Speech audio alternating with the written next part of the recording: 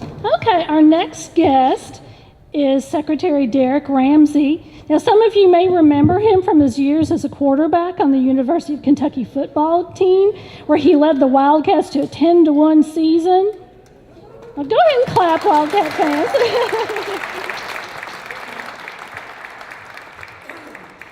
He had a successful 9-year NFL career, which includes his team winning the 1981 Super Bowl. What team was that?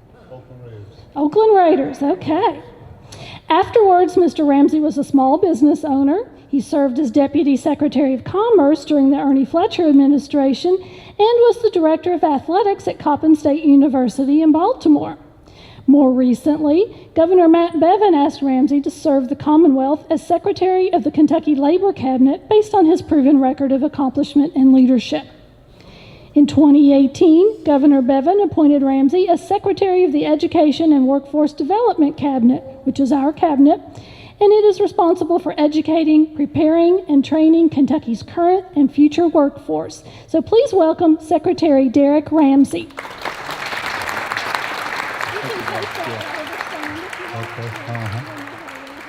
Okay, thank you. Good afternoon, everyone. Let's try it one more time. Good afternoon, everyone. Thank you very much. As Barbara stated, I'm an old football player, and I think you all may have heard about all that's going on with CTE and football players having concussion issues. So if I mumble or echo, that's why.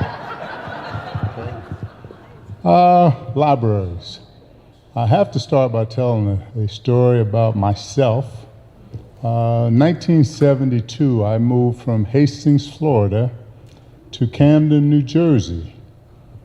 And I was walking down the hallway. I moved with my uncle, who was the football coach at the time at Camden High School. In my hometown in Florida, population's 750 people.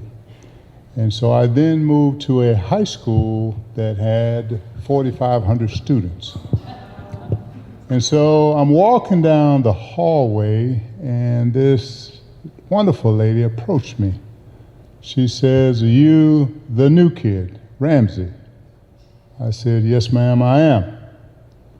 She said, "My name is Hazel Nemo. I am the librarian here at Camden High School, and during your study hall hour, of which we used to all go into the auditorium, and it was more of a talking hour is what it was. And so Miss Nemo said, I want you to come and see me." And I said, "Okay." I'm like, I don't know this lady from Adam. Yeah. And so the conversation went like this. She said, instead of going in the auditorium and just sitting there talking, you're going to come to the library, and you're going to learn how to index. You're going to learn how to find your way around the library. You know, when you go in and pick up a book, there's a method to that madness. They're not just stuck on the shelves. And she said, and oh, by the way, all of your English papers and all of your history papers or any assignment that you had to turn in written, I am going to read it first. And I'm like, who is this lady? But the interesting part is, some years later, 45 to be exact, I graduated in 1974. And I'll be going to see Miss Nemo in about 2 weeks. That wonderful lady is 91 years of age.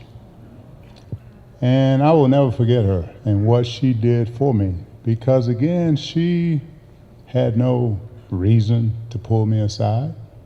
But what she did tell me was this. She said, you're a Southerner, I'm a Southerner, we do things differently. And so I just appreciated from that point on what occurs in libraries. Because before I just went to a library, got the book I needed, and then got out of there. But as you become an academician, and while they talked about my career as an athletic director, I also worked at UK for 4 years, and I was athletic director down the street here at Kentucky State for 4 years. So this whole academician thing is something I'm very, very comfortable with. But here, and Terry reports to me, and Terry's the gentleman that spoke earlier that runs the library here. I want to thank you for all you all do. This talking book thing, I had an opportunity to go by and see the studio there and listen to them. It is fascinating. And ma'am, I want to thank you for what you've done. Your recording of the books. Thank you so much. Because again, as the Lieutenant Governor stated, now people that have their different disabilities, they now get to read by Braille and they also get to listen. So it's invaluable. So I just want to thank all of you all for your commitment, and in particular to the people of the Commonwealth of Kentucky. This is a place that I love dearly. This is a place that has supported me, and part of the reason that the Lieutenant Governor and I are here is because we want to give back. Want to give back to Kentuckians. And this has been a joy for me for a second time around as secretary this time. To come and to be able to give back to people that have given so much to me. And you say, what is he talking about? Well, let's back up. That 10-1 season that Barbara spoke of, that was in 1977. You back that up to 1975, which is when I became the starting quarterback here at the university. Now, during that time, that was not a time where an African-American quarterback was the in vogue or the popular thing to be. It wasn't. That's where we were in our history at the time. For some reason or another, the people of Kentucky, they put all of that aside and said, I'm going to support this skinny little guy that they say they can't throw the ball around. For some reason or other, the people of Kentucky put that aside. And they supported me when I needed them most. Because not only was I playing here in the Commonwealth, but when you go further south, as in Louisiana, as in Mississippi and Georgia and Florida, my home state, the reception wasn't the best. But when I came back here, I knew I was home. I knew that. And so for during that time, when I needed Kentuckians most, they were there. And I fast forward this 40-some years later, I want you to know that Lieutenant Governor and I are here. We're here to give back to a state that has given so much to so many. And this is just a further example, 50 years later, of how and what we're doing to ensure that Kentuckians get the opportunity that everyone else around the country and the world gets. And so again, some small examples of what occurs here. For example, we have 13,000 Braille physical books in our library, 90,000 audio books, 75 audio and Braille magazines. In our over 206 libraries around the state, and what I really love about this, there's over 2.6 million people that are registered libraries. That's over 61% of the state of Kentucky. That's awesome. In Kentucky, libraries train over 50,900 people to use computers just last year. Public libraries in Kentucky have over 4,900 computers designated for public use. So again, we're doing things trying to encourage the people of the Commonwealth to read. And as the Lieutenant Governor said, one of the ways that my teachers talked me into reading at an early age was I, as a young person, from the time I was 9 years of age, I wanted to be an NFL football player, which I was able to realize, a dream. But the thing that I most love, and still today, is math. I mean, I love numbers, just always have.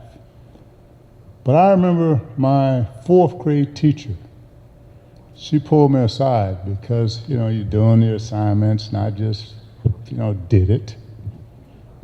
Because if I didn't, my parents weren't going to be happy, and when your parents aren't happy, normally you aren't happy. But I had this teacher, she said, one of these days, in this book, they're going to have something about Derrick Ramsey. And she said, wouldn't it be beautiful if you could read about that and share that with someone? And so, as a fourth grader, I fell in love with reading. You know, hoping that one day that I would do something that I would be on someone's page. And here we are. 62 years later, I've been able to accomplish that. And so as I talk to young people, I try desperately to encourage them, because so frequently now with this thing called a hand device, or some people call a telephone or iPhone or whatever you call it, they're so engrossed into reading that, but the only problem is it's just little small smidgens. And so we have to encourage our young people to read. We have to have our parents, not grandparents, read to them. One of the responsibilities I have also in my cabinet is adult education. We here in Kentucky today, the average adult education level is 10th grade. And so I'm saddened by that, because what happens with our young people is that now we don't have parents that can read to them. And so this whole reading thing is something that we should take serious. We should also understand that when we're able to do that, young people benefit. Because if not, what'll end up happening is that circle will continue to go. So I want to encourage you to continue to do all you do. I want to continue to support Talking Books and to continue to support this library. Thank you very much.